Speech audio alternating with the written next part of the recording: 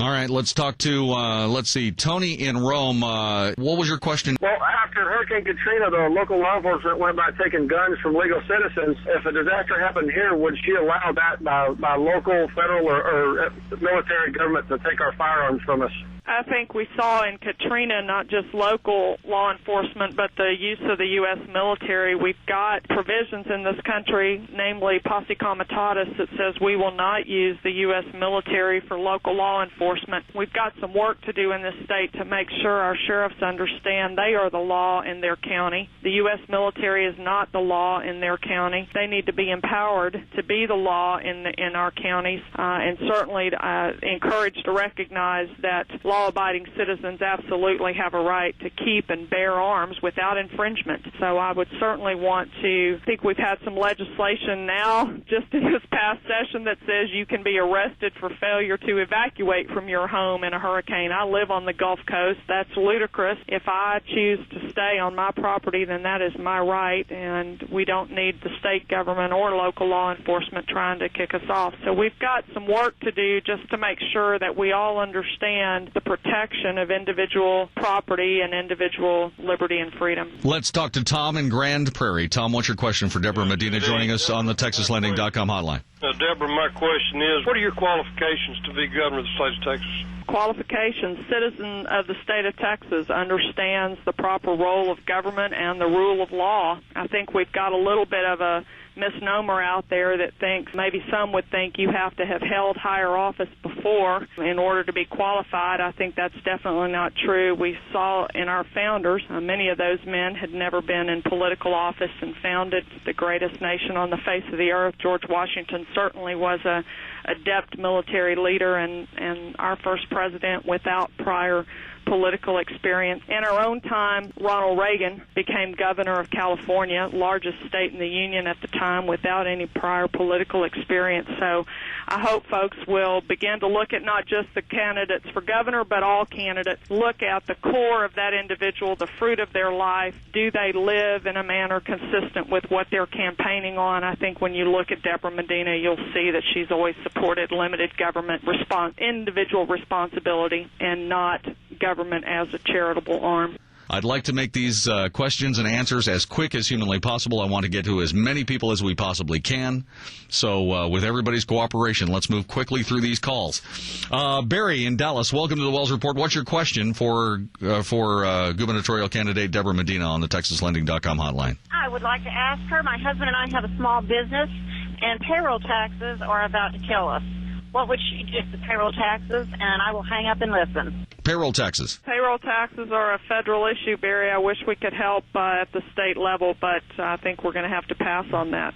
Okay, so when you start talking about consumption taxes and sales taxes and so on, does that impact small business in a bad way? No, because what that does is it puts all of that money in the community. When you spend money locally, you get a multiplier effect of that money. Money that was previously going to property taxes that's now spent at the local restaurant or in the local grocery store or Target, supermarket, whatever, is used time and time again. That's why we see that $3 billion increase in net personal income in Texas still generating the same amount of tax revenue. So it doesn't have a direct effect on the withholding that she's talking about. A little bit that we could do in Texas maybe with regard to unemployment insurance, but mostly the bulk of that withholding is a federal issue. Julianne in Arlington, welcome to the Wells Report. You're on with Debra Medina. What's your question? Yeah, I was wondering how Debra feels about tax testing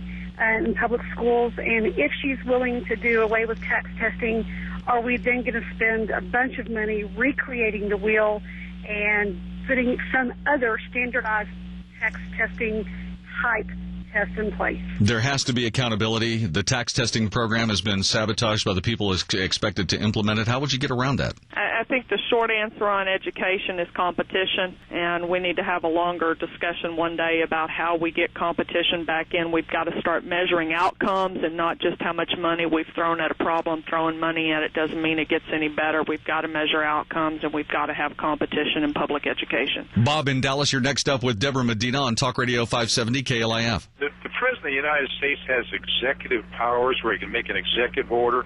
Kind of scary with the guy that's there now. But at the governor level, do you have executive power to close the border, provide the resources necessary, and executive order to end the sanctuary? If you do, and you would give that as a promise, not to introduce legislation, but that is a promise, I think you will be the next governor just on those two issues. What are your thoughts? Bob, I'd like to wave that magic wand we talk about frequently in Texas. We have a weak governor. There are a number of things available to the governor. I'm not sure whether I have carte blanche over the amount of fiscal resources that we need to send down there, but we'd certainly use every dollar at our disposal to work on providing the support that we need along that border.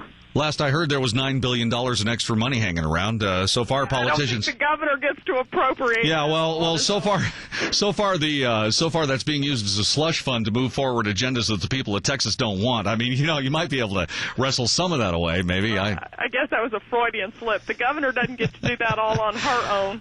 There you go. Steve in Gainesville, welcome to the Wells Report. What's your question for Debra Medina? Yes, I live east of Gainesville. I'm looking down the barrel of that Trans-Texas Corridor 35. I'd like to know your thoughts, your position on the TTC in general, and specifically the Trans-Texas Corridor 35, and I will hang up and listen. I see that Trans-Texas Corridor as a very dangerous erasing of the border between Texas and Mexico and between North America and Canada. It absolutely is devastating policy, and I would been on the air too long, JD. Would do everything that we can to stop the TTC and look for real feasible solutions for transportation in Texas that doesn't involve us selling our sovereignty to foreign nations. Let's get one more question. Edward in Palmer, welcome to the Wells Report here on Talk Radio 570 KLIF. I was wondering if she's sincerely going to what she says she's going to do, or is that just something that we're going to go through? Yeah, let me.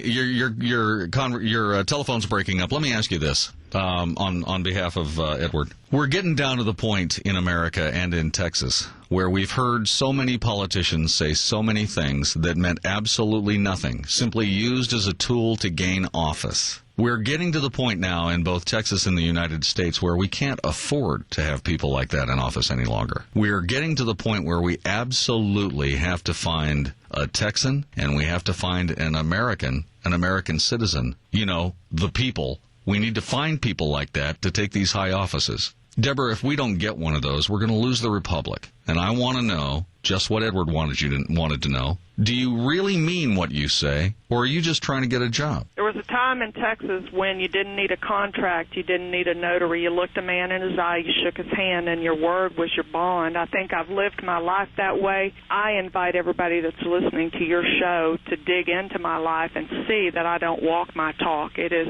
of utmost importance to me that when I give you my word, you can trust it and you can believe it. And I'm going to encourage you on my race and on every political race that's out there to do more than listen to the rhetoric. Look at the life that person has led and see if they don't walk their talk.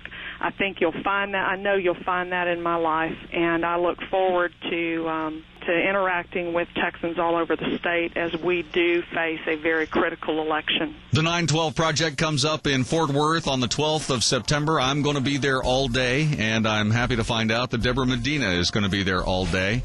Deborah, I'll look forward to meeting you and talking more. Thank you, JD. Thank you, Texas. Yep, and there you go. Debra Medina joining us on the Wells Report here on Talk Radio 570 KLIF. That was an hour and a half of rapid-fire, heavy-duty, serious questioning by somebody that didn't back off, and she handled it just fine. Do we agree on everything? No. But as this moves forward, as we start looking at the possibility of choosing the next governor of the state of Texas, we'll have time.